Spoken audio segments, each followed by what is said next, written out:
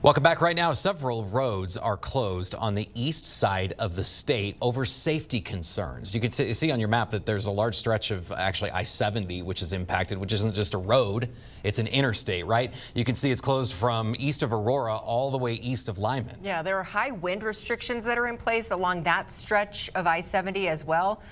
Looks like one rogue car going through there. You can see the wind is blowing. That camera is moving.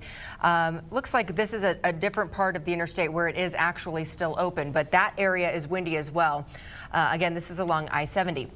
Take a look at this, though. Colorado State Patrol shared these photos showing why these high wind restrictions are in place. This is a look at 3 different overturned semis that are along I-70.